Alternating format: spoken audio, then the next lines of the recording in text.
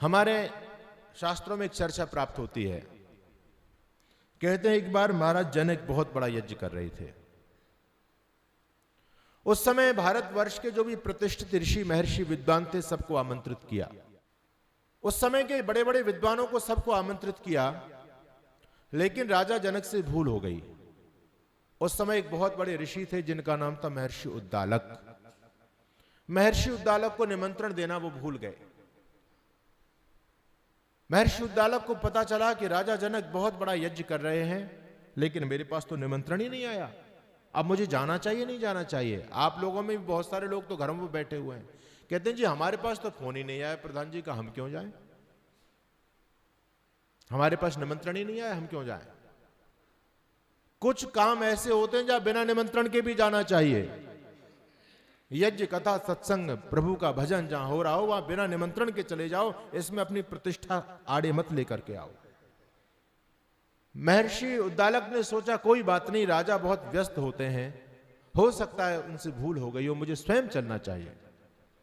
महर्षि उद्दालक राजा जनक के दरबार में पहुंचे। राजा जनक सिंहासन पर बैठे हुए हैं और जैसे ही महर्षि उद्दालक को राजा जनक ने देखा तो ओहो, राजा जनक को एकदम याद आया, अरे तेरे से तो बड़ा पाप हो गया, भूल हो गई, तू महर्षि उद्दालक को निमंत्रण देना ही भूल गया।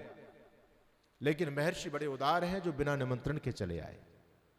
राजा ने सिंहासन से उतर के चरण वंदना की, महर्षि का आशीर्वाद लिया और क्षमा याचना की। महर्षि उद्दालक ने कहा राजन कोई बात नहीं, मैं समझता हूं आप बहुत व्यस्त हैं और आप यज्ञ करते रहते हो, ये मुझे बहुत अच्छा लगता है। लेकिन महर्षि उद्दालक ने एक बात कह दी, राजन आप यज्ञ करते ही करते हो या आपने यज्ञ को भी समझा है? हम लोग यज्ञ में आते हैं लेकिन क्या यज्ञ को हम समझ पाए आज तक? तो महर्षि उद्दालक कहते हैं राजा जनक आप यज्ञ तो बड़े बड़े कराते हो, लेकिन क्या यज्ञ को आपने समझा है? तो राजा जनक कहते हैं महर्षि यदि मैं नहीं समझता तो मैं क्यों करता फिर यज्ञ? तो महर्षि उद्दालक कहते हैं अच्छा समझे हो तो मुझे बताओ, मेरे प्रश्नों का जवाब दो। अब जब प्रश्नोत्तर वाली बात आ गई तो राजा जनक पीछे हट गए। वैसे राजा जनक बहुत बड़े विद्वान थे, ऋषि कोटि के थे, लेकिन एक गरिमा है, एक क्षत्रिय सिंहासन पर बैठा हुआ राजा क्षत्रिय होता है और वो ऋषि हैं, वो ब्राह्मण कोटि के, एक क्षत्रिय उनके सामने कैसे उनके प्रश्नों का जवाब देगा? राजा जनक एक शिष्टाचार के नाते पीछे हट गए और हाथ जोड़ करके कहने लगे प्रभु मैं भला आपके प्रश्नों का कैसे जवाब दे पाऊंगा? तो महर्षि उद्दालक ने कहा आप मेरे प्रश्नों का जवाब नहीं दे सकते तो फिर आपके यज्ञ के जो ब्रह्मा हैं उनको मेरे सामने प्रस्तुत करो, वो मेरे प्रश्नों का जवाब देंगे और उसके बाद आप यज्ञ प्रारंभ करेंगे। महर्षि याज्ञवल्क्य यज्ञ के ब्रह्मा थे। महर्षि याज्ञवल्क्य खड़े हो गए और कहने लगे प्रभु पूछो क्या पूछना चाहते हो? तो महर्षि उद्दालक ने 3 प्रश्न किए।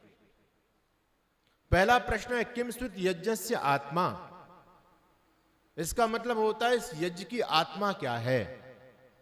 दूसरा प्रश्न पूछा किम स्वित यज्ञस्य प्राण, यज्ञ का प्राण क्या है। और तीसरा प्रश्न पूछा किम स्वित यज्ञस्य सार, यज्ञ का सार क्या है। हम लोग यज्ञ करते हैं लेकिन यह प्रश्न बहुत महत्वपूर्ण है। पहला प्रश्न है यज्ञ की बोलो आत्मा क्या है, दूसरा प्रश्न क्या है यज्ञ का प्राण क्या, और तीसरा प्रश्न यज्ञ का सार क्या है। अब महर्षि याज्ञवल्क्य उनके प्रश्नों का उत्तर देते हुए कहते हैं महर्षि सुनो, स्वहा वाड्वै यज्ञस्य आत्मा। आप जब यज्ञ करते हो तो जब मंत्र पूरा होता है और आहुति फेंकते हो तो एक शब्द बार बार रिपीट करते हो, क्या? स्वाहा स्वाहा। तो महर्षि क्या कह रहे हैं स्वहा वाड्वै यज्ञस्य आत्मा, ये जो स्वाहा बोला जाता है यही यज्ञ की आत्मा है। बहुत से ऐसे भी यज्ञ होते हैं जहां वौषट कह करके आहुति छोड़ी जाती है। लोग स्वाहा नहीं बोलते, वो वौषट बोलते हैं। तो वौषट बोलो या स्वाहा बोलो बात एक ही है।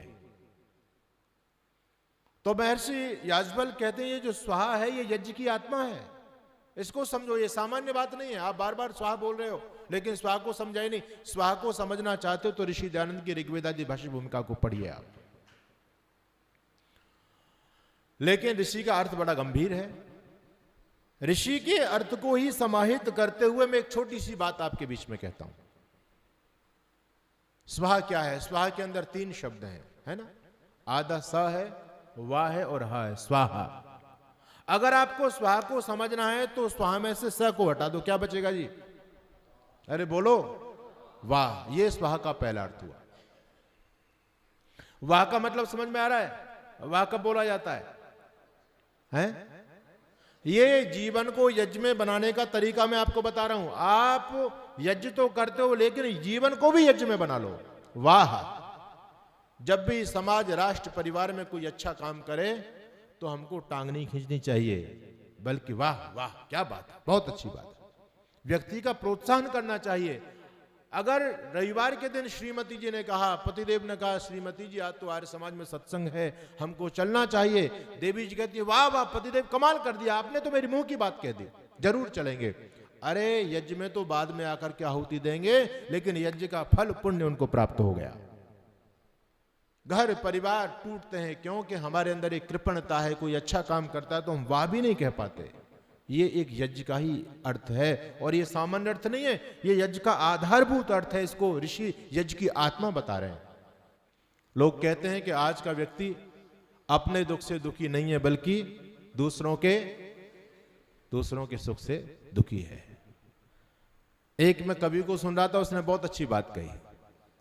वो कहता है, हमारी स्थिति बता रहा है, वो कहता अमेरिका के अंदर लाइट जाती है तो लोग पावर हाउस को फोन करते हैं, भैया लाइट चलेगी, क्या बात है।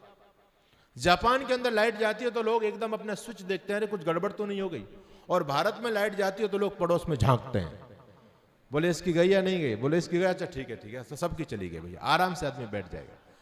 ये हमारी मानसिकता बन गई है। तो ये मानसिकता हमको त्यागनी है। हमको दूसरे के दुख में दुखी होना और दूसरे के सुख में सुखी होना है। कोई व्यक्ति यदि अच्छा काम करता है तो आपके अंदर से वाह निकलनी चाहिए, वाह वाह क्या बात है, अरे चड्डा साहब कमाल कर दिया, देखो कितने सुंदर आप लोग जो है ना यहाँ की व्यवस्था कर रहे हैं। ये एक यज्ञ का ही पार्ट है, इसको कहते हैं यज्ञ में जीवन। दूसरा अर्थ, स्वाहा के दो अर्थ हैं। अब तक आपने स्वाहा में से स को हटाया तो क्या बचा? वाह। अब वाह में से वाह को हटा दो, अब तो क्या बचेगा? अरे बोलो आह। वाह में से वाह को हटाए तो बचा आह। ये स्वाहा का दूसरा अर्थ है। वाह और आह ये जीवन में होना बहुत जरूरी है। जब भी आप किसी दीन दुखी दरिद्र को देखो, दुखिया को देखो, तो आपकी वाणी से क्या निकलना चाहिए? आह। भूखा प्यासा पड़ा पड़ोसी, तूने रोटी खाई क्या? वो व्यक्ति भी कोई व्यक्ति है। इंसान की पहचान क्या है? पथिक जी कहते हैं, अरे जो भरने को तो दुनिया में पशु भी पेट भरते हैं, पथिक जो बांट कर खाए उसे इंसान कहते हैं, पराया दर्द अपनाए उसे इंसान कहते हैं। इंसान वो है जो दूसरे के दुख को देख करके प्रसन्न नहीं हो रहा है, बल्कि उसकी पीड़ा उसके हृदय से निकलनी चाहिए, उसकी आंखों से निकलनी चाहिए। तो समझना कि आप वास्तव में यज्ञ की तरफ बढ़ रहे हो, आप अध्यात्म की तरफ बढ़ रहे हो। ये हमारे जीवन में होना बहुत जरूरी है। भगवान ने आपको सामर्थ्य दिया है तो इस सामर्थ्य को सेवा में लगाइए। इससे बड़ा सामर्थ्य का कोई अच्छा उपयोग नहीं है। हमारे यहाँ एक बहुत बड़े धनपति हुए, बहुत बड़े उद्योगपति, जिनका नाम था बिड़ला, जुगल किशोर बिड़ला, है ना, बिड़ला ग्रुप का आप नाम सभी जानते हैं। बहुत बड़े दानी थे वो। कोई ऐसा शहर नहीं मिलेगा जहां बिड़ला मंदिर ना हो, बिड़ला धर्मशाला ना हो। उन्होंने अपने बेटे को पत्र लिखा और वो ऐतिहासिक पत्र है, वो सामान्य पत्र नहीं है। बिड़ला जी ने अपने बेटे को पत्र लिखा है और वो पत्र में क्या लिखते हैं? वो अपने बेटे से कहते हैं, बेटा बसंत, ये जो आज भगवान ने हमको सामर्थ्य दिया है, इस सामर्थ्य को तुम अपना मान करके मत बैठ जाना। इस सामर्थ्य को सेवा में लगाते रहना, दीन दुखियों की सेवा में लगाना। और देखो, अपने ऐश आराम में पैसा कम खर्च करना। कितनी बड़ी बात कह रहे हैं। कहते हैं अपनी सुख सुविधाओं में लिमिट में पैसा खर्च करना है, बाकी जो भी पैसा उसको समाज की सेवा में लगाते रहना। आप ऐसा करते रहोगे तो भगवान की कृपा बनी रहेगी। इस धन को कभी अपना मत समझना, ईश्वरीय कार्यों में लगाओ। वेद कहता है, आयु प्राणम प्रजम पशुम कीर्तिम द्रविणम ब्रह्म वर्चसम मह्यम दत्वा ब्रजत ब्रह्मलोकम। तुम्हारे पास जो कुछ भी है उसको मह्यम दत्वा, मुझे दे दो, ब्रजत ब्रह्मलोकम, और ब्रह्मलोक को प्राप्त हो जाओ। भगवान ने सामर्थ्य दिया तो सामर्थ्य को ईश्वरीय कार्यों में लगाओ। ये है आह। कहते हैं कि एक था डाकिया, और डाकिया का अब तो काम खत्म हो गया, पहले जमाने की बात है।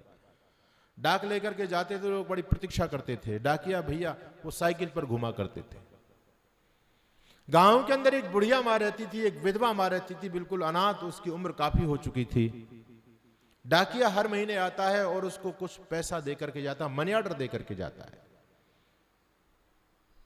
हर महीने का उसका काम था।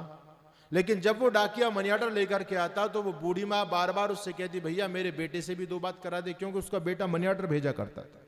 बेटा रहता था बाहर, वो बुढ़िया गांव में रहती थी। उसके खर्चा के लिए 1000 रुपया महीने उसका बेटा अपनी माँ के पास भेजा करता था। जब भी डाकिया किसी के पास फोन नहीं होते थे तो डाकिया के पास फोन था, वो उसके पीछे पड़ती है कि बेटा एक बार मेरी 2 बात करा दे, 2 बात करा दे। डाकिया कहता है, माँ तू हर बार का तेरा यही ड्रामा है, तू ये नहीं समझती कितना पैसा खर्च होता है फोन में। वो बूढ़ी माँ कहती है, बेटा चिंता मत कर, पैसा जो लगेगा तू, मैं तुझे पैसा दे दूंगी, चिंता क्यों करता है। आखिर वो उसकी बात को मान जाता। बस 2 बात करके वो बुढ़िया संतुष्ट हो जाती। आखिर अब की बार भी डाकिया मनी ऑर्डर लेकर के आता है। उस बूढ़ी माँ ने फिर उससे आग्रह किया कि मेरे बेटे से 2 बात तो करा दे कम से कम। आखिर उस डाकिया ने उसको अपना फोन दिया, खुद नंबर लगाया और बूढ़ी माँ ने बात की, बेटा तू कैसा है, बहुत दिन हो गए आया नहीं है। उसने कहा, माँ ठीक है कोई बात नहीं, आ जाऊंगा, अभी मैं बहुत बिजी हूं। इतना कहकर के फोन उसको दे दिया और उस बूढ़ी माँ ने 1000 में से 100 का नोट निकाल करके उस डाकिया को दिया। कहती है, बेटा मैं हर बार तेरे से फोन का आग्रह करती हूं, तू हर बार मेरे बेटे से 2 बात मेरी करा के जाता है, तू कहता है तेरे पैसे खर्च होते हैं, ले 100 रुपये तू भी रख ले। लेकिन उस डाकिया ने कहा, नहीं मां, ये पैसे मैं नहीं रखूंगा, इसको आप ही रखिए। कोई बात नहीं, मेरा पैसा खर्च होता, कोई बात नहीं, मेरी तरफ से आप सेवा मानो इसको, कोई बात नहीं। उस बुढ़िया माँ ने 1000 रुपये अपने हाथ में लिए, वो अपने छप्पर की तरफ, झोंपड़ी की तरफ बढ़ गई। डाकिया ने अपनी साइकिल उठाई और उसने 4 पैडल मारे और साइकिल की सीट पर बैठ करके डाकिया जैसे ही आगे बढ़ा, पीछे से एक व्यक्ति ने डाकिया की साइकिल को पकड़ लिया। डाकिया ने साइकिल रोकी तो पीछे एक व्यक्ति उसके कंधों पर हाथ धर करके खड़ा हुआ है और उसने जैसे ही पीछे घूम करके देखा तो उसका एक मित्र है, उसका साथी है, और उसने कहा उस डाकिया से, अरे रमेश, ये तू क्या करता है, ये पैसे तू किसको दे रहा है। वो डाकिया कहता है, भाई साहब ये मेरी माँ है। वो रमेश, वो उसका मित्र कहता है, अरे नहीं रमेश, मैं जानता हूं तेरी माँ तो कई साल पहले दुनिया से जा चुकी है, ये तेरी माँ कहां से आ गई। और सुन, अरे तू मेरे से हर बार ये कहता है कि भाई साहब मैं एक बूढ़ी माँ की बात आपसे कराऊंगा और आप बेटा मान करके, उसका बेटा बन करके उससे बात करना, क्या वो यही बुढ़िया है। डाकिया थोड़ा सा सहम गया, उसने कहा, हाँ भाई साहब ये वही बुढ़िया है। तो उसने कहा, उसके मित्र ने, ये बात मेरी समझ में नहीं आई, ये मामला क्या है। उस डाकिया की आंखों में आंसू आए और वो कहने लगा, भाई साहब मैं क्या बताऊं, इस बुढ़िया माँ का एक ही बेटा था और वो बाहर काम करने चला गया, शहर में रहता है, अपनी माँ के लिए खर्च के लिए पैसा भेजा करता था। हर महीने मैं ही डाकिया हूं इस क्षेत्र का, तो मैं ही पैसा लेकर के आता था। बहुत लंबे समय तक ये सिलसिला चलता रहा, लेकिन अभी कई साल पहले उसका मनी ऑर्डर नहीं आया, इस बूढ़ी माँ के नाम से पत्र आया और पत्र उसके बेटे ने नहीं लिखा, उसके बेटे के किसी मित्र ने लिखा था और उस पत्र में लिखा था, माँ अब तुम्हारा बेटा इस दुनिया में नहीं है, वो मर चुका है। मैंने जब उस पत्र को पढ़ा, वो पोस्ट कार्ड होता था, ओपन होता था सब कुछ, मैंने जब उस पत्र को पढ़ा तो मैं उस पत्र को पढ़ करके सहम गया, ओहो इसका बेटा तो चला गया और इस बूढ़ी माँ को पता चलेगा तो ये भी चली जाएगी। मैंने इस राज को इस बूढ़ी माँ से छिपा लिया, लेकिन भाई साहब ये बात कब तक छिपती। इस बूढ़ी को तो जीवन यापन के लिए अर्थ की आवश्यकता थी, अगर पैसे नहीं आते फिर भी इसको समस्या पता तो चली जाती। तो मेरी माँ लगभग आज से 4-5 साल पहले चली गई। मैं भी अपनी माँ के लिए 1000 रुपये महीना मनी ऑर्डर किया करता था। मैंने सोचा तेरी माँ तो चली गई, अब तू इसी को माँ मान ले, और मैं इसका बेटा बन गया, इसका बेटा दुनिया से चला गया, इस माँ को सहयोग की आवश्यकता थी। भाई साहब मैं जो 1000 रुपये अपनी माँ के लिए भेजता था, मैं ही इस माँ के लिए 1000 रुपये लेकर के आता हूँ, और ये पीछे पड़ती है कि मेरे बेटा से बात करा दे, तो पहले मैं आपसे कह करके आता हूँ कि बूढ़ी माँ का फोन आएगा, आप उसका बेटा बन करके उससे ये बात बोल देना, वो भी खुश है। मैं आपसे पूछना चाहता हूँ, क्या ये कम यज्ञ है? कितना बड़ा यज्ञ है। आप 4 आहुति दे रहे हो, मैं मानवा मैं समझता हूं उस आहुति से बड़ा यज्ञ ये है। आपने किसी दीन दुखी के दुख को बांटा है, आपसे बड़ा इंसान कौन हो सकता है। और आप केवल इंसान नहीं, आप भगवत कोटि में जाने वाले हो। अरे इंसान ही तो भगवान बनता है, जिसके अंदर ये दिव्य गुण जिसके जीवन में आ जाते हैं, वो इंसान से भगवान कहलाना प्रारंभ हो जाता है। ये यज्ञ का भाव है। इसलिए ऋषि कहते हैं स्वाहा वाड में यज्ञस्य आत्मा, ये यज्ञ की आत्मा है, स्वाहा यज्ञ की आत्मा है। तो जीवन में दो चीजों को जरूर धारण करना, वाह और आह। अगर आप इंसान हैं, सही अर्थों में इंसान कहलाने वाले हैं, तो ये आपके जीवन के आभूषण होने चाहिए। दीन दुखी के दुख को देखो, अरे आप दे दो, भगवान आपको देगा। इसमें कभी कंजूसी मत करो। मुझे बताओ, अरे आज तक कोई दानी दरिद्र होकर के मरा है क्या?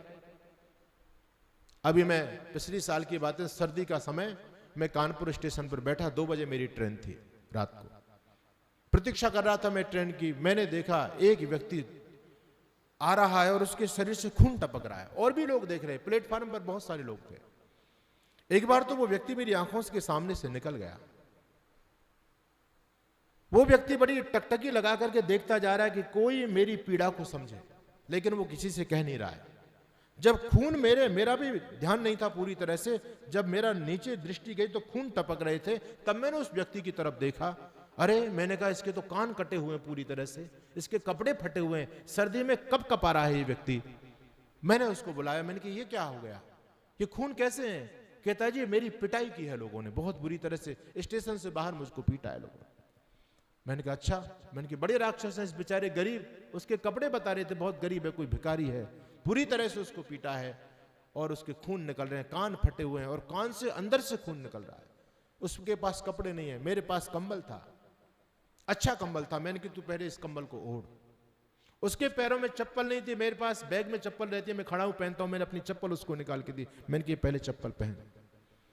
मैं वहां पर स्टेशन मास्टर के पास उसको लेकर के गया। मैंने कहा इस व्यक्ति के साथ दुर्घटना घटित हुई है। वो व्यक्ति कहता है क्या तुम ट्रेन में यात्रा कर रहे थे? वो कहता जी मैं ट्रेन में यात्रा नहीं कर रहा था, मुझे बाहर मेरा एक्सीडेंट कर दिया है किसी ऑटो वाले ने।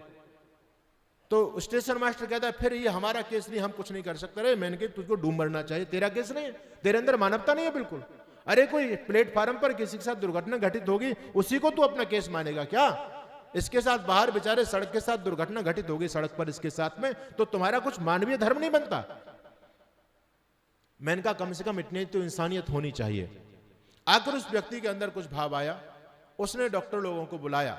रात का समय, डॉक्टर भी नहीं होते वहां, इमरजेंसी वाला कोई डॉक्टर आया, वो सामान्य सी चिकित्सा करना जानते हैं। अब उन्होंने देखा, वो कहते जी इसका यहाँ काम नहीं होगा, इसको तो हम रेफर कर देते हैं जिला चिकित्सालय में। तो मैंने कहा इसको जिला चिकित्सालय कौन लेकर के जाएगा? कहते हैं हम तो ज्यादा, देखो इसकी मरहम पट्टी, उन्होंने वैसी रुई लगा करके उसकी पट्टी कर दी, उससे खून नहीं रुक रहा था उसका। मैंने कहा इसकी चिकित्सा कीजिए आप, लेकिन वो आनाकानी करने लगे, बोले इतना हम नहीं काम कर सकते, आप इसको लेकर के चले जाओ। अरे मैंने कहा भाई मेरी ट्रेन आने वाली है, मैं भी लेके चले जाता, लेकिन मेरी ट्रेन छूट जाएगी, मुझे आगे जाना है। आखिर उन्होंने कहा कि आप ऐसा करो, हम टैक्सी कर लेंगे, इसका टैक्सी का किराया दो आप। मैंने कहा मैं टैक्सी का किराया दूंगा, इसका खर्चा भी दूंगा, इसके खान पान का, लेकिन तुम कम से कम इतना काम तो करो। वो व्यक्ति, उसको शायद मेरी ट्रेन आ गई, मैं उनको पैसा दिया, मैंने कहा ये पैसा रखो, टैक्सी में इसको लेकर के जाना। मैं आपको सत्य बोल रहा हूं, एक माताजी ने, जैसी हमारी माताजी बैठी है, एक माँ ने मुझे ड्राई फ्रूट्स दिए थे, मैंने वो अपने बैग से निकाले। मैंने उसको कहा भैया तेरा बहुत खून बहा है, तू इन ड्राई फ्रूट्सों को खाना, मुझको इनकी आवश्यकता नहीं है। मैं आपसे सत्य बोल रहा हूं, उस दिन मुझे जो अनुभूति हुई, उस दिन मुझे जो आनंद आया, इतना आनंद मुझे जीवन में नहीं आया। आप किसी की पीड़ा में शरीक बनोगे, उसकी पीड़ा बांटोगे, तो देखो भगवान की तरफ से कितना आनंद आपके जीवन में आएगा। इसलिए स्वाहा और आह, वाह और आह, ये जीवन के अंग बनाओ। दूसरा प्रश्न किया था कि यज्ञ का प्राण क्या है? आप लोग जब मंत्र बोल करके आहुति देते हो तो आप स्वाहा बोलते हो, और स्वाहा के बाद में एक शब्द बार बार रिपीट करते हो, क्या? इदं न मम इदं अग्नये इदं न मम इदं सोमाय इदं न मम। तो महर्षि याज्ञवल्क्य कहते हैं न मम वै यज्ञस्य प्राण। आत्मा और प्राण में अंतर है, दोनों एक चीज नहीं है, अंतर है ना, आत्मा अलग और प्राण अलग है। तो महर्षि याज्ञवल्क्य कहते हैं नमम वै यज्ञस्य प्राण, ये जो इदं नमम आप बोलते हो ये यज्ञ का प्राण है। तो इदं नमम का मतलब क्या है? इदम यानी यह, न यानी नहीं, मम यानी मेरा, ये मेरा नहीं है। क्या आपका नहीं है? क्यों जी? जो घी सामग्री डाल रहे हो वो? अरे बोलो तो सही। चुटकी भर घी सामग्री डालते समय तो आप बड़े वो बन रहे हो दानी, अरे इदं न मम इदं न मम, मेरा नहीं है। और वो घी सामग्री के बाद भगवान ने जो कुछ भी दिया है वो मम, वो मेरा है। आश्चर्य की बात है, इदन नमम बोलने वाले आर्यों के अंदर ये मम का भाव कहां से आ गया? सोचिए। अरे इदन नमम का सार्थक प्रत्येक में व्यवहार हो आप लोग बोलते हो हैं। ये इदन नमम केवल चुटकी भर सामग्री डालते समय नहीं है, ये जीवन का भाव होना चाहिए। जीवन के हर क्षेत्र में, जीवन में आप जो भी सुविधाएं भोग रहे हो, धन संपत्ति भगवान ने जो भी कुछ आपको दिया है, सबको भोगते समय ये भाव होना चाहिए, इदन नमम ये मेरा नहीं है, ये मेरा नहीं है। केवल चुटकी भर सामग्री में इदन नमम बोल देना ये कोई बड़ी बात नहीं है। 4 चम्मच घी डालते समय इदन नमम बोल दे तो ये कोई बड़ी बात नहीं है। चिंतन करो, ये वास्तविकता जीवन की सच्चाई है। वेद कहता मां गृह कस्य शुद्धनम, ये धन किसका है? किसका है ये धन? हमारा है क्या? हमारा होता तो हमारे साथ जाता। अरे आपका कहां से? मान लो आज आप अरबपति हो, आप करोड़पति हो, आप ये जो संपत्ति आपने पानीपत के अंदर बड़े बड़े प्लॉट आपने बनाए, बड़ी बड़ी फैक्ट्रियां खड़ी कर दी, ये संसाधन आपने जुटाए, ये संसाधन क्या आपने बनाए? ये तो पहले से ही थे, जमीन पहले से ही थी। ये ट्रांसफर होकर के कुछ समय आप लोगों को, मैं तो कहता हूं आदमी इस संसार में केवल चौकीदार है, चौकीदार। आपने बैंक के अंदर देखा एक चौकीदार होता है और वो गन लेकर के बैंक में खड़ा होता है, उसका काम है बैंक की रखवाली करना। और भूल से भी चौकीदार अपने आप को मालिक समझ ले, अरे मैं तो बैंक का मालिक हूं, तो आप क्या कहोगे? आप समझोगे भाई ये पागल हो गया है, अरे ये तो केवल चौकीदार है, ये मालिक कहां से हो गया? ठीक उसी प्रकार से हम भी संसार में चौकीदार हैं। भगवान ने कुछ समय के लिए हमको निगरानी का दायित्व सौंपा है, भैया ये कुछ समय तक तुम्हारे पास रहेगा, अब तुम्हारा दायित्व इसकी रक्षा करो, इसको बढ़ाओ। और आप यदि इसको मान करके बैठ जाओगे, अपना मान करके बैठ जाओगे, ये मामला गड़बड़ है। मां गृध लोभ मत करो कस्य शुद्धनम, ये धन किसका है? ये धन किसके पास रहा है, किसके पास रहेगा? और पानी का तो काम है बहना, ये हर हाल बहेगा। और धन निर्धन को दिया नहीं, धर्म का सौदा किया नहीं, ऐसा मानव जीवन में जी करके भी जिया नहीं, वो क्या जीवन है? तो ऋषि कहते हैं नमम यज्ञस्य प्राण इदन नमम, ये मेरा नहीं है। ये भाव आपके जीवन में हमेशा होना चाहिए, देने का भाव।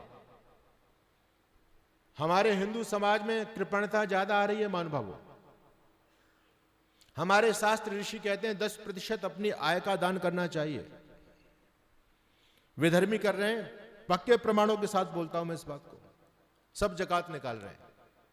क्रिश्चियन लोग कर रहे हैं, देखो कहां से आकर के आपके भाइयों को खूब पैसा बांट रहे हैं, वो अपनी जेब का पैसा खर्च कर रहे हैं। लेकिन ये कंजूसी हमारे यहां आ गई लोगों में, हम दान नहीं देना चाहते। अरे भाई सोचो, चिंतन करो, आज आपकी जो स्थिति है ये आपके पुराने कर्मों के कारण है। पिछले जन्म में आपने जो कुछ दान पुण्य कर लिया, उसका परिणाम भुगतान आज आपके सामने हो गया है। अगर और अच्छा आप खूब बांट के आते, बढ़िया दान पुण्य करके आते, तो आज और किसी स्थिति में होते, बढ़िया स्थिति में होते। अच्छा इतना भी नहीं करके आते तो यहां पर भी नहीं होते और नीचे चले जाते। सीधी सी बात है, बिल्कुल वैदिक सिद्धांत बिल्कुल स्पष्ट है, क्लियर है।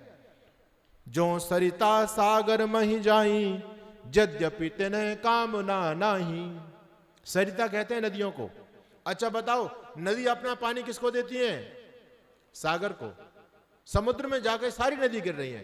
क्या समुद्र को पानी की आवश्यकता है? वहां तो पहले से पानी भरा पड़ा है।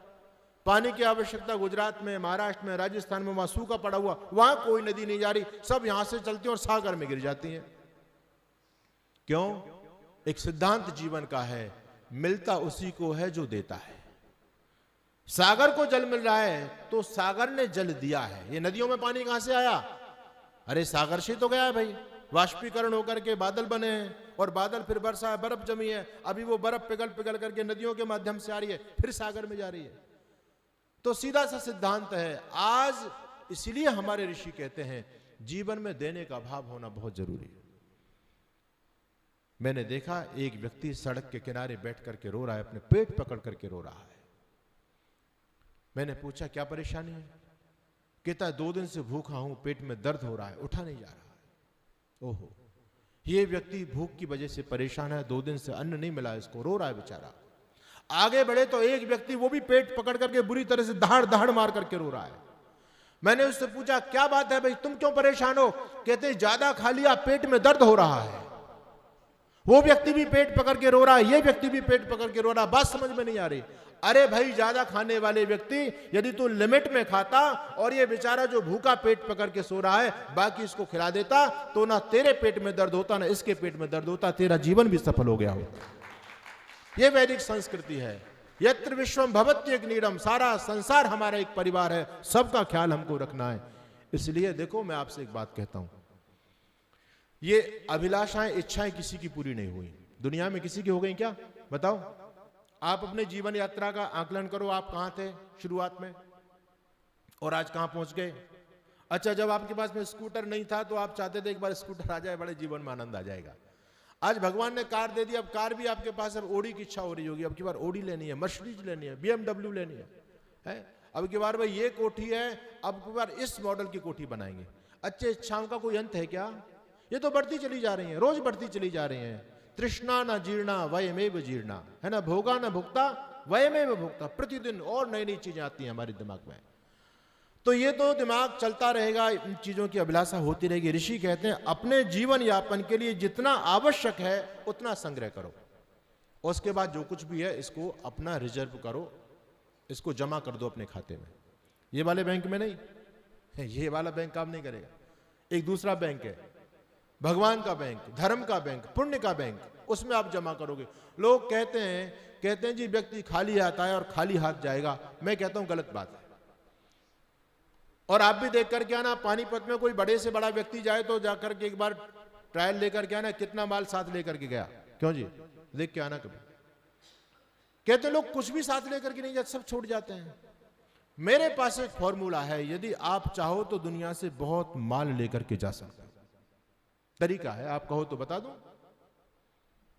और तरीका बड़ा कारगर है। एक बार एक सेठ जी ने सोचा, बोले यार मेरे पास इतना धन संपत्ति है और कहते हैं लोग साथ लेके कुछ नहीं जा पाते, और मेरा फिर फायदा क्या इसको कमाने का, मेरे साथ नहीं जाएगी तो। सेठ जी के दिमाग में आइडिया आया, और सेठ जी का आइडिया आया, वो पुराने जमाने की बात, उसके पास सोने के बहुत सिक्के थे। सेठ जी ने बढ़िया हलवा बनवाया, हलवे के साथ 30-40 सिक्के गड़क लिए। बोले ये तो साथ में जाएंगे मेरे, ये तो मेरे साथ चलेंगे। अब जैसे सेठ जी का अंदर सिक्के गए और अंदर का सिस्टम ध्वस्त हो गया पूरा। अब सेठ जी को लेकर के लोग डॉक्टरों के पास दौड़े, और वो डॉक्टर तक नहीं पहुंच पाए, राम नाम सत्य हो गया। बच्चों ने जाकर के बड़े हताश निराश होकर के अंत्येष्टि कर्म किया। तीसरे दिन अस्थि चयन के लिए गए तो वो सारे के सिक्के वहीं पड़े मिले। सेठ जी वो भी नहीं लेकर के गए, वहीं छोड़ गए सब संस्थान में। एक तरीका है ले जाने का, एक तरीका ऋषि बता रहे हैं। और तरीका ये, आप सभी विदेशों में जाते हैं, अच्छा बताओ, जब विदेश जाते हो तो क्या आपका ये भारत का धन वहां काम आता है? ये पैसा चलता है? क्यों जी राजेश जी, ये पैसा चलता है? नहीं चलता। अगर चलाना है तो क्या करो? चेंज करा लो, इसको बदलवा लो। अगर आपने पैसा बदलवा लिया तो वो मुद्रा चलेगी विदेश के अंदर। उसी प्रकार से आप यहां पर इस धन को चेंज करा लोगे, बदलवा लोगे, तो आपके साथ जाएगा। और बदलेगा किसमें? गौशाला में दान करो, गुरुकुलों में दान करो, यज्ञ में दान करो, अच्छे धार्मिक कार्यों में दान करो। ये आपका मुद्रा चेंज हो रही है, और ये मुद्रा आपके साथ में जाएगी। घबराने की बात क्या है? जितना चाहो उतने साथ ले जाओ, चिंता की कोई बात नहीं है, खूब लेकर के जाओ। लेकिन यहां पहले बैंक में जमा करो, उसी को मिलेगा। सीधी सी बात है। इसलिए देने के संस्कार जरूर होने